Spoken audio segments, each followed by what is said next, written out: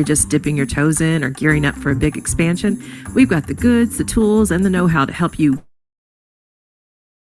Smallbusiness.com or hit us up at 502-977-5800. Big thanks for tuning in to today's webinar. Feel free to drop your questions or chat it up with our speaker using the chat feature. Let's dive in.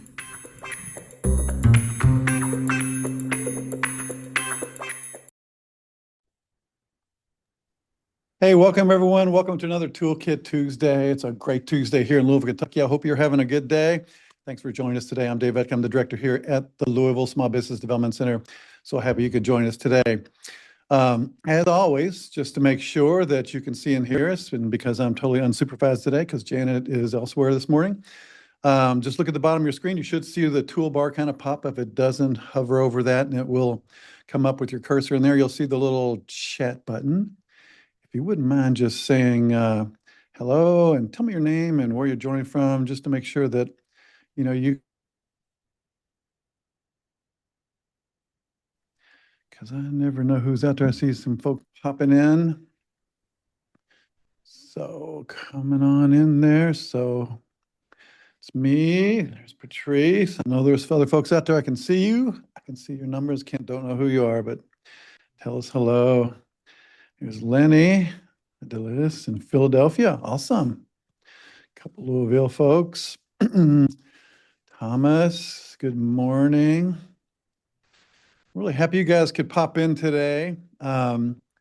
We were just talking a minute ago, and something I've noticed talking to clients is usually this happens in January, but I've noticed that in the month of August, usually we have kind of like a quiet month, but this month we've been very busy with people interested in starting a business. And, one of the opportunities in starting is not to do it all alone and start from scratch. Everybody has their own idea, but another great way to do that is to look into franchising, because these are proven systems that you can use to get a head start. And, it's already figured out and done for you.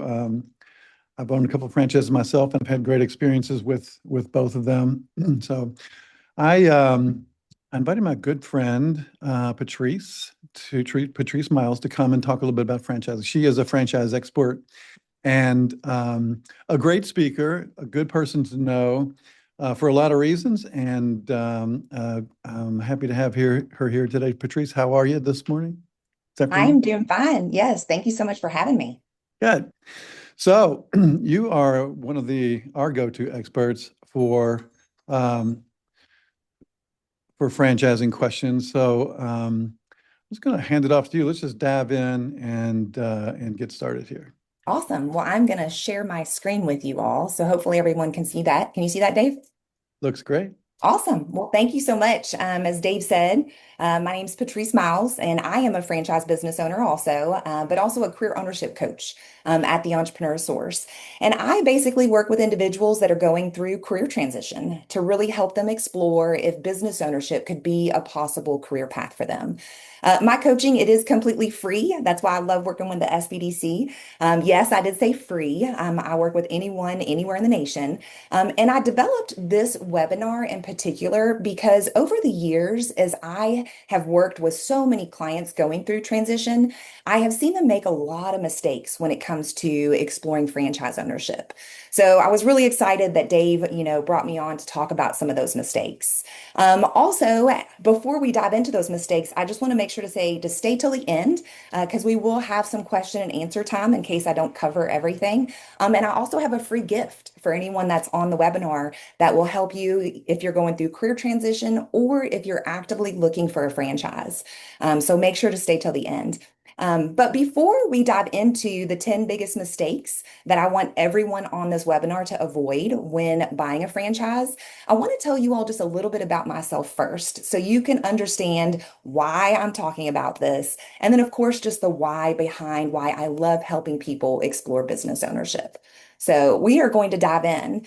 My background is actually in construction. My husband built homes for years and years, and I was a real estate agent, so I sold them. It was a fantastic partnership until 2008 hit, and if anybody can remember what happened then, the housing market had a little bit of a crisis, And needless to say, we got out of the home building business as quickly as we possibly could. I continued to focus on my real estate and I helped open a Keller Williams Realty brokerage. This was my first experience with the franchise world. It was very much a franchise model. It had all the systems and the processes and the CRMs and the websites, everything at your fingertips to be successful. And very quickly, by just following that system, I built a team. We were selling over 200 houses a year and doing over $40 million in gross real estate sales. I had the American dream. I had everything I wanted. I had two kids. I had a great house, a hot, sexy husband. I had a boat. We went to the lake every weekend. I had it all. But after 10 years of selling real estate, I just felt like something was missing. I felt stuck, just stuck in something that I really wasn't passionate about anymore, and something that just really wasn't challenging me. So I did one of those Christian to-do list items, go on a missions trip with your church. And my husband and I took our kid, Kason at the time, and we went to Jamaica. And while we were there, we felt called to missions. And so, like crazy people, we actually came back, sold everything we owned, and moved to Nigeria for 6 years. Our kids were 7 and 9 at the time, and there was a construction project, which was our background. And so we decided to go with Samaritan's Purse and SIM to help rebuild this hospital that you see here. And for 6 years, we lived in the wild, wild west. I ran operations, he ran the construction crews, and we felt like we were living in our purpose every single day.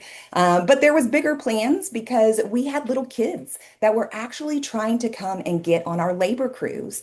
They wanted to make money to pay school fees. They just wanted to go to school. And so we found a need for education and we started a school. And currently, Care Africa, which is our nonprofit, we educate over 300 children a year in Egbe, Nigeria.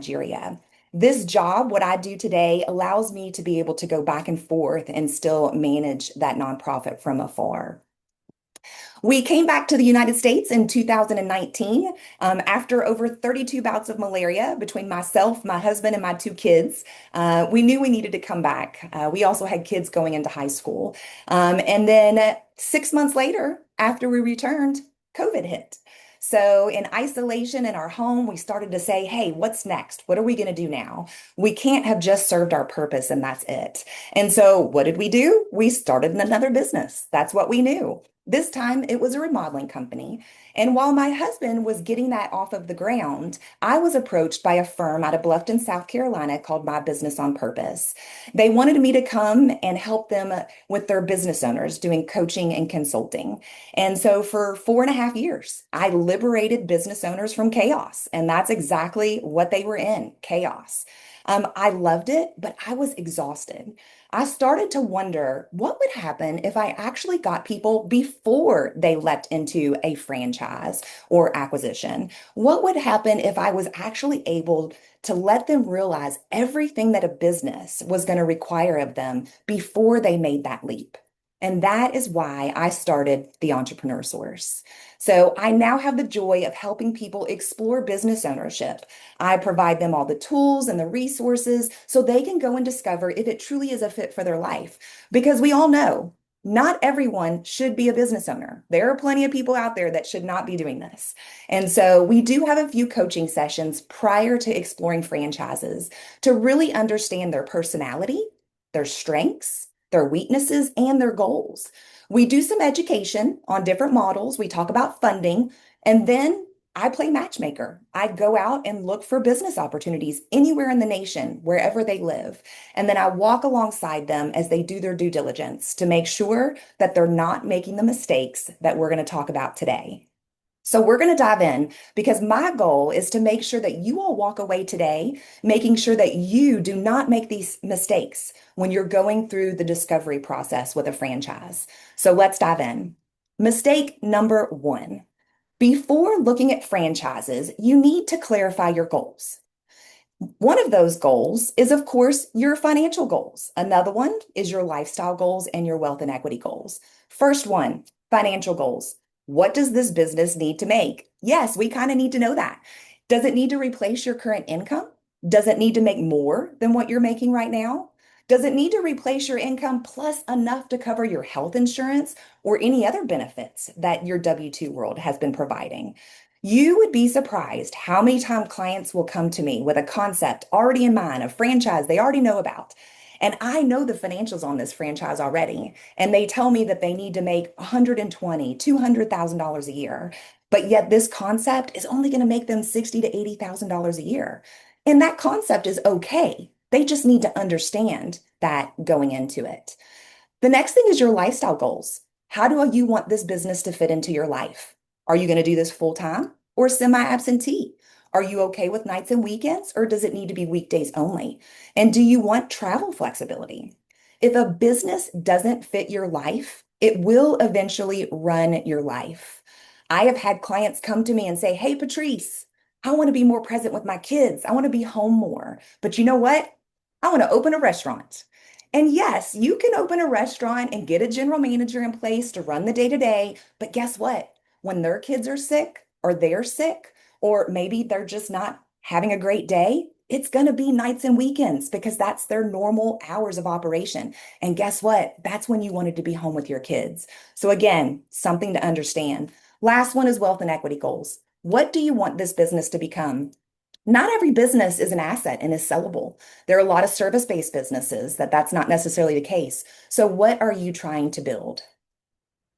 A profitable business can still be the wrong fit, and you need to find fit first and brand second. Guys, when people skip this step, they don't choose the wrong franchise. They just choose the wrong franchise for them. Mistake number 2, picking franchises based on your industry experience. You all, this eliminates so many great opportunities way too early if you are only wanting to look at franchises that you have industry experience in. Franchises are built for operators, not experts. Following the system matters more than prior experience.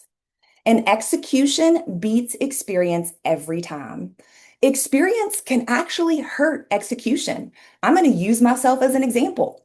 You all saw what I did before in corporate America. I was a business coach. What do I do now? I do entrepreneurship coaching, but it's still coaching.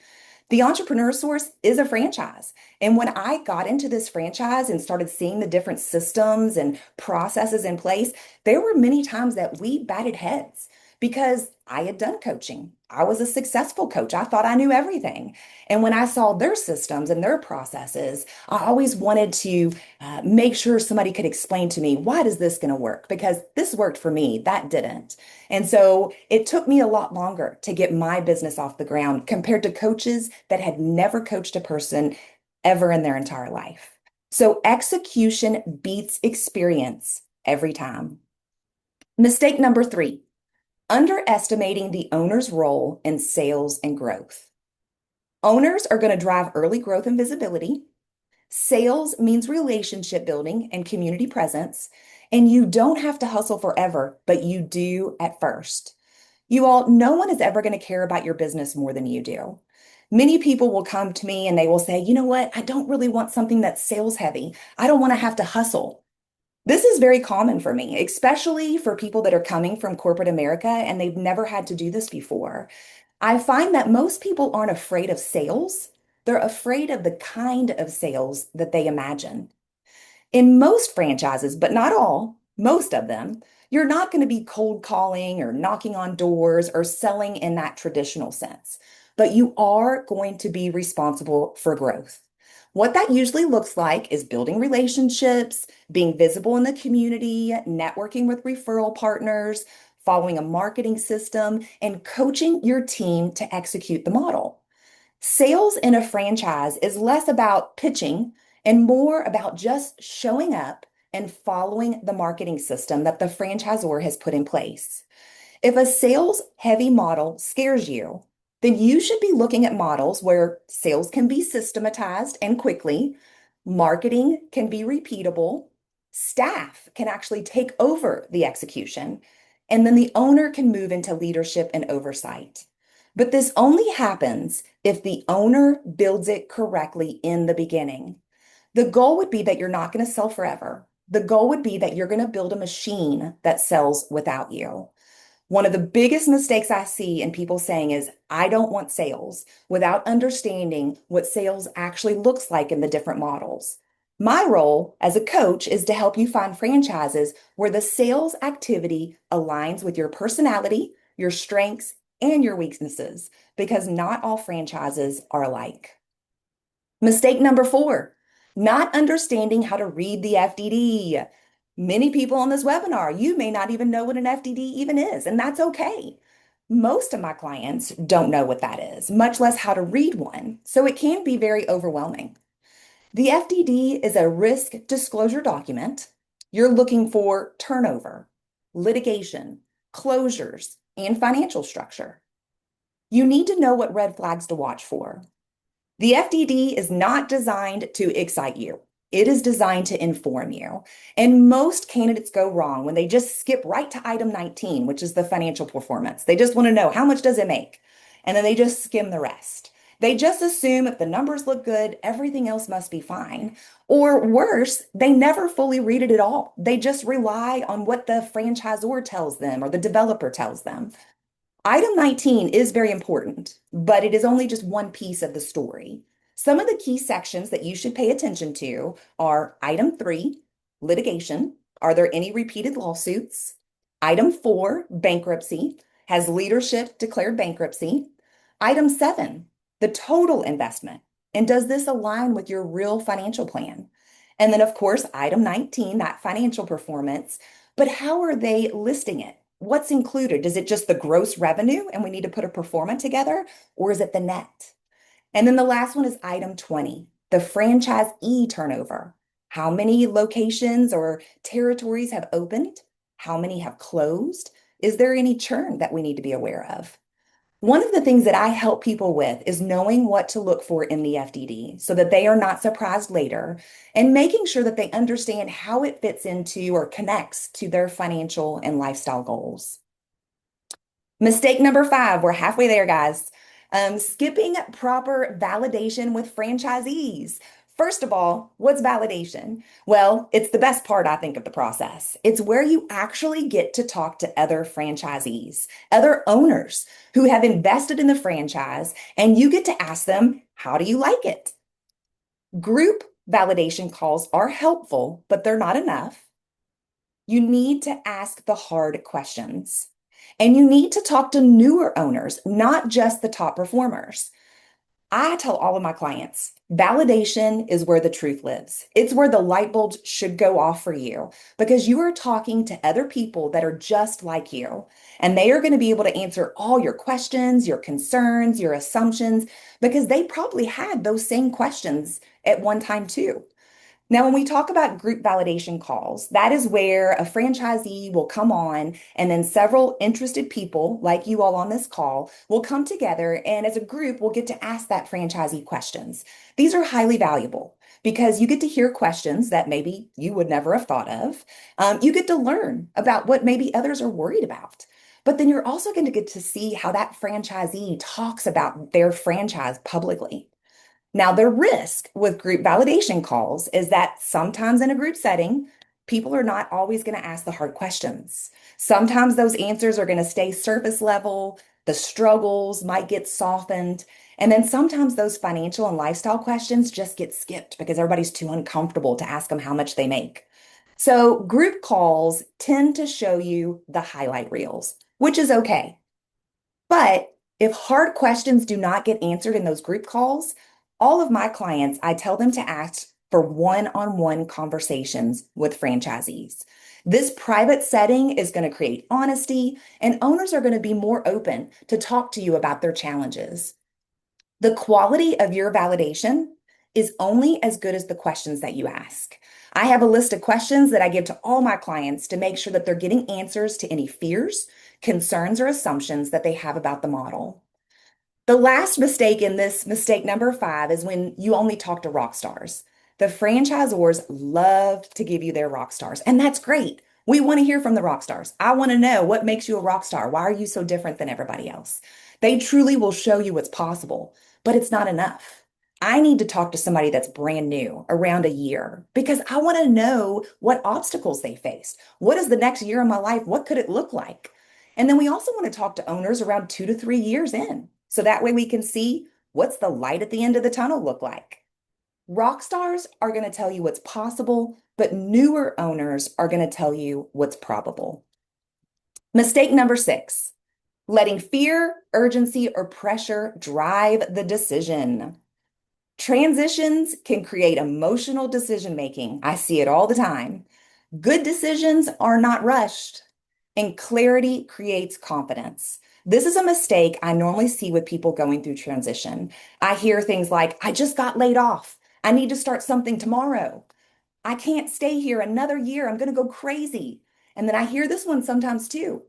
The franchisor said that the territory that I'm looking at, somebody else is looking at it, and it may not be available much longer. Big life transitions, they make us want quick relief, but it's not always the right decision. So before I invested in the Entrepreneur Source, I looked at 5 other franchises. My husband and I, we thought for sure we were going with Cabinet IQ. Makes sense, right? We were in construction. This would be a natural fit. We got all the way to the franchise agreement and we got the phone call. I'm so sorry, Patrice and Lenny, but somebody got to the territory before you guys. They've already signed the franchise agreement. 2 developers were selling the same area and they didn't know it. They weren't communicating. We thought, oh my gosh, this was going to be the one. What are we going to do? I was working with a career ownership coach and she pivoted and said, hey, well, have you ever thought about doing what I do? And we said, why not? Let's take a peek. And I'm so glad we did because I wouldn't be here today if that territory had not sold. So remember that territory scarcity, it's real, but it's often misunderstood. There is always going to be another opportunity. Another market will open. Another model will exist. If a business only works when you rush, it's probably not the right business. One of the biggest values of having a coach by your side is having someone that can help you slow the decision process down just enough to make sure that it's the right one, especially when emotions get high. The right opportunity will still make sense tomorrow morning when you wake up. Mistake number 7, only focusing on the franchise fee. The franchise fee is just an entry ticket, guys. You need to consider working capital, ramp up time, income gap. Cash flow matters more than the franchise fee. The franchise fee just gets you in the door. It does not keep the doors open. When evaluating a franchise, people need to look beyond the fee and they need to understand the total startup costs, equipment, build out, inventory, signage, technology, and then also working capital. That's the cash to operate until the business is cash flow positive. And you would need to know what the ramp up period looks like. How long is it going to take to reach that revenue? So I know how much working capital I need to have. And then also that personal income gap. How are you going to pay yourself while the business grows? Did you factor in a salary for you? I'm sure you don't want to be eating ramen noodles for the next year of your life. So there has to be something for you too. And then the marketing spend, the local marketing that's going to be required to build momentum. And you do not want to cheap that out. Most businesses don't fail because the idea was bad. They fail because they ran out of cash. When people underestimate the full investment, guess what happens? They are going to feel financial pressure way too early. They're going to cut marketing way too soon. They panic when revenue is slow at the start, and then they start to make emotional decisions instead of strategic ones. Cash flow problems are going to create stress, and stress leads to bad decisions. The difference between affording a franchise and funding a franchise is that affording it means you can pay the fee, but funding a franchise means that you can sustain the business until it is successful. You do not want to barely afford your business. You want to properly fund it. Mistake number 8, having a non-franchise attorney review the FDD and the agreement. Franchise law is specialized. General attorneys are not qualified unless they have extensive review of franchise agreements. You need the right attorney, not the cheapest. People naturally are going to turn to their family attorney or a friend who's a business lawyer or someone who's helped with a will or real estate or contracts. Most people just think legal is legal. But franchise law is its own niche with its own rules, norms, and limitations. A franchised attorney is going to understand what is standard versus what is unusual because they've seen thousands of FDD and franchise agreements. They're going to know where franchisors have flexibility and where they don't. They're going to know which clauses truly affect your long-term risk. And they are going to be able to identify a bad franchise from a good franchise based on their extensive review of agreements. They know what is normal and what is not. You do not want an attorney who treats this like buying a local pizza shop. You want one who understands the franchise model.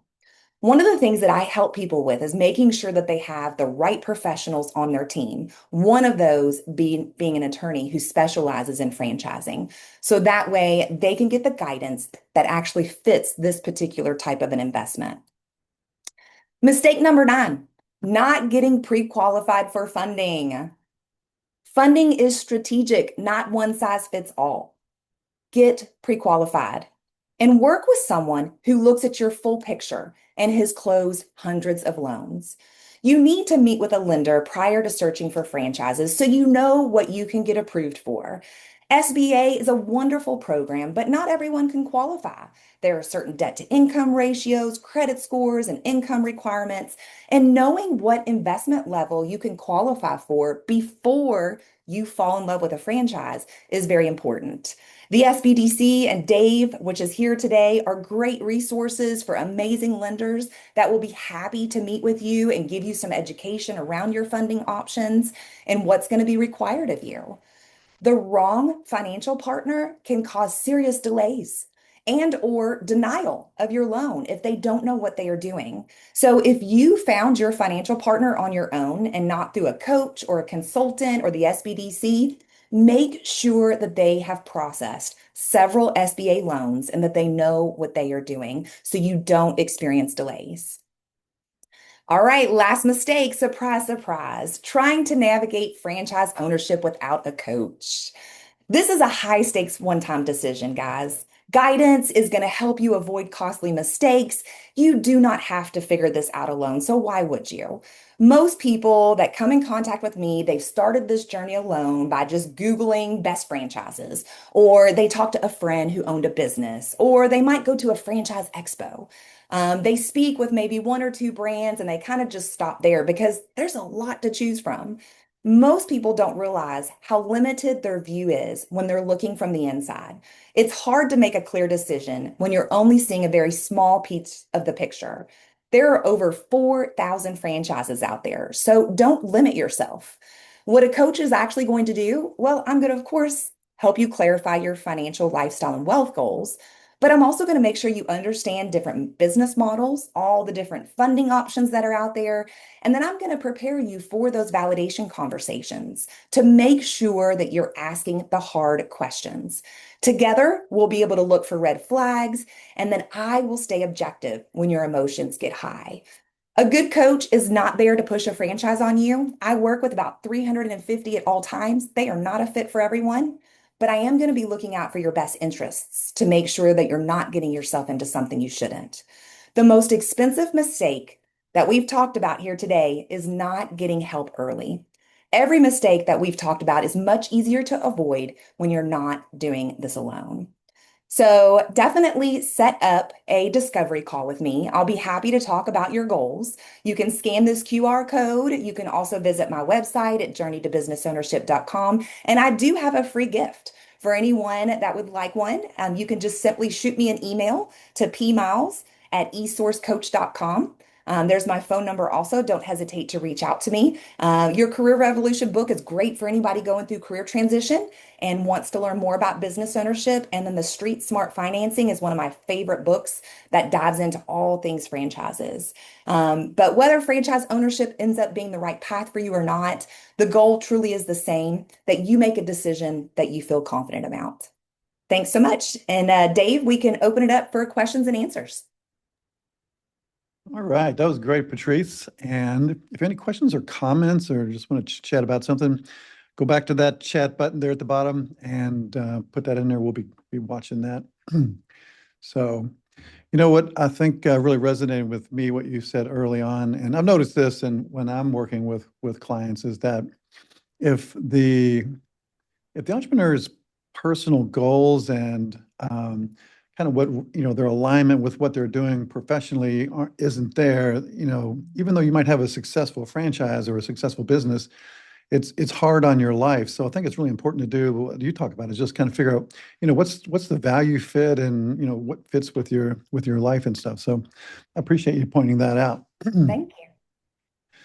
Yeah, that was really kind of insightful.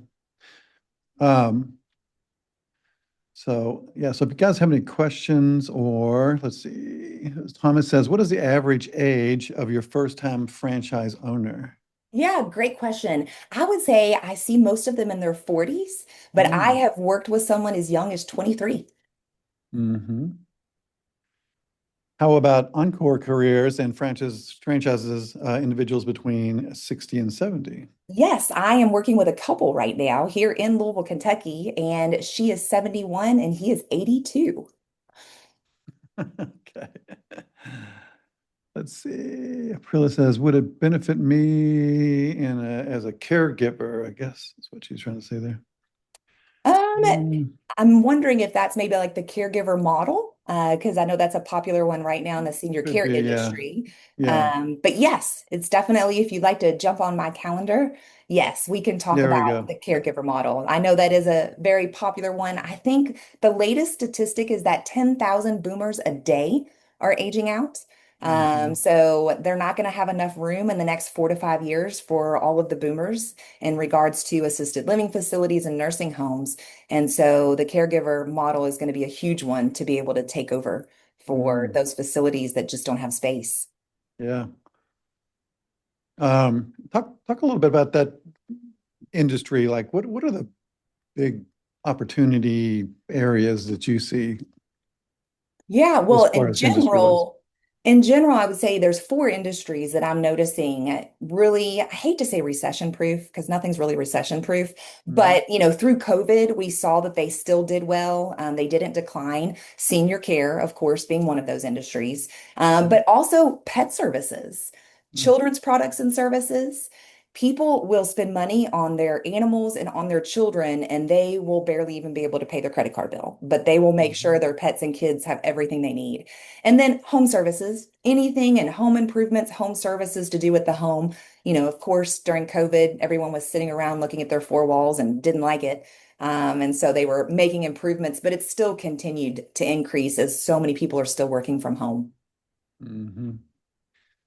So go just a point to the home care service, for example. So let's just say I'm interested in that, but I don't really have any skills. Like you had skills if you were going to go Mhm. into that, but let's say I don't. Yeah. Is that a bad match, or how does that work?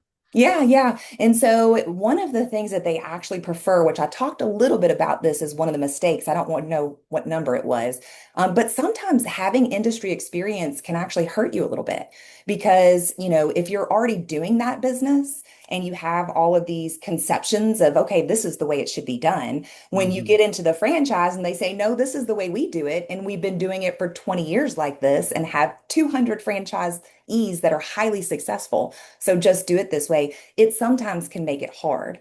I'll tell you where it's a huge advantage is, for instance, if you're in healthcare and you wanted to start something in the senior care industry, you've got a community around you already in the healthcare industry that's going to support you, that you're going to be able to rely on and use as resources. So I do see that sometimes when you have that community already, you can get to profitability a lot quicker than someone who doesn't know anybody in the healthcare Hmm. industry. Right. What That's something else. The support is interesting to me too, because like when you're a solo business owner and something happens, I mean you're on your own to try to Mhm. figure out a solution, and this is different to have a franchise behind you. Oh yeah, it's one of the beauties of the franchise is the fact that you have this huge support network behind you. Not all franchises, but I would say probably 90% of them all provide an FBC, which is your franchise business coach. And it's someone that's dedicated to you, meeting with you weekly, bi-weekly, monthly, whatever it looks like, to make sure that you are successful because they have an investment in you. They want to see you successful. A lot of them will also have PPG groups, which is these peer performance groups where you get to meet with other owners around the nation. Some of them brand new, some of them have been in the business for a long time. And it's your time to just ask questions and talk about where you're struggling, compared to, like you said, Dave, having to do it all by yourself if you started from scratch. Mhm. You know, what else is interesting is that you've mentioned a bunch of different franchises, and not once have you mentioned like a restaurant. And I think that's what everybody thinks of when you think of a franchise. Yeah, most people think McDonald's and French fries. I, of course, get Chick-fil-A all the time. We do have a few restaurants. I'm not the biggest fan of restaurants just because of the Mhm. profit margins. Yeah. Not to say that there are plenty out there, but it is not normally one I go down the road with many clients by choice. Hmm. Yeah. Let's see. Yeah, probably we will send you the slides and stuff later on today in a recording. Maybe not today, probably be tomorrow, but yeah, we'll definitely share all this. And Patricia's QR code is right up there. You can reach out to her as well. So Yes, please do that. would love to meet you and hear about your franchise dreams. Thomas says, what are some of the franchises that are right in high in profit margins, although Yeah. money is not everything, though? Yeah. No, money is not everything, but it is nice. It's definitely icing on the cake. We definitely want a profitable business. And so, really, more of your home-based or service-based, you're going to see higher profit margins because you're not going to have that overhead. I Mhm. mentioned the brick and mortar, in my mistakes that somebody came to me. Your brick and mortar is going to be a much bigger investment. And so, you're going to have the build out, you're going to have the lease. And so, you're going to have a lot more overhead, which means it's just going to take you a lot longer to get that return on investment. Where if it's home based or service based, even if you just have to have maybe a small office space, your overhead is going to be a lot less. And then Mhm. also thinking about like inventory, product over service based, I think it was Aprila, she mentioned the caregiver model. Yeah. There's no inventory in that. It's 100% people, it's service. So, yes, your profit margins are normally going to be higher in some of those service based options. That's an interesting observation. Yeah. Um, You're welcome, Thomas. yeah. What do you see as like of all the franchises you work with, kind of what's the average or the range of the cost of a franchise? Yeah, another great question. And so your home based and kind of mainly home based is going to be anywhere from on the low end 80 to 180,000.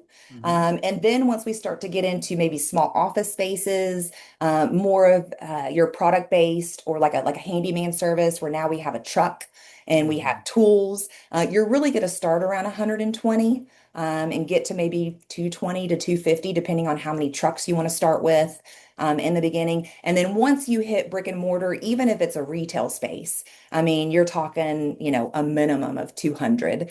Some of the smaller retail spaces, like in the mall or, like a retail setting compared to a standalone, could normally cap out at 350, 400. But now when you get into standalones, I mean, you're definitely getting into 500,000 or more. Mhm. Yeah. Let's see. To start. What's the average money you need to start a franchise? Yeah. Well, Dave, I mean, you can talk if you want to a little bit about SBA. I know you guys Mhm. are the professionals when it comes to that and what's required.